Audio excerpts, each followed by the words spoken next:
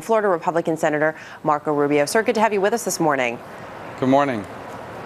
Immigration seems to be this issue that comes up every so often, sometimes in line with a campaign, sometimes not, but then kind of falls by the wayside. Is there any sense of urgency? Is there room to actually get something done on this issue? Well, I think it's an important issue. I'm not sure it's as important right now as the lack of jobs or the national debt or runaway government spending or our national security, although it's related to national security, but it's an important issue. And, you know, I don't approach this issue theoretically. I approach it from a real life experience. I mean, my parents were immigrants. My grandparents were immigrants. My wife's parents were immigrants. I've grown up my whole life around immigration. And I know immigration is an important part of our legacy. It's a critical part of our future. But we can't be the only country in the world that doesn't enforce its immigration laws. We'll be following to see where that turns. I do want to get to the subject of Syria, though, because I know you've been very outspoken on the situation there. Obviously, so many Americans have been following very closely the events in the Middle East at this point. You're putting forth a resolution with Senator Lieberman asking the U.S. to sever ties with Syria, to pull the diplomats out. How, though, does that stop this regime from turning weapons on its own people? Is that enough?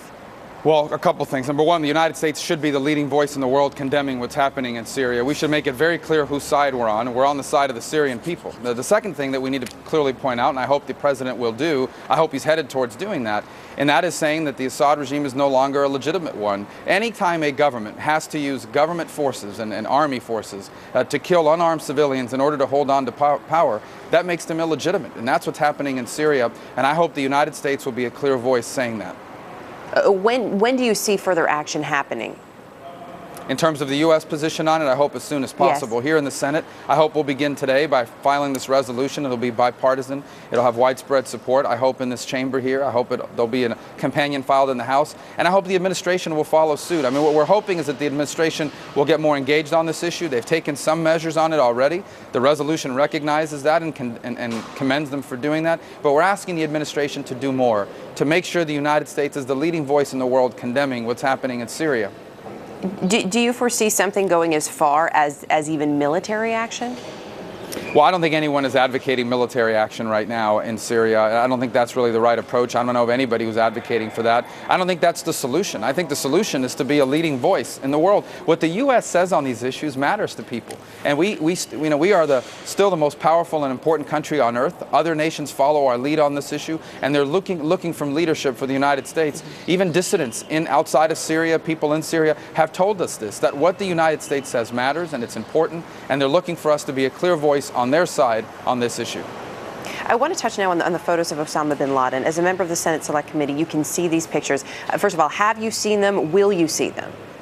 I have not seen any pictures. I'm not sure I need to see those pictures because I can tell you I know bin Laden is dead. The reason why we know that is because Al-Qaeda has admitted it.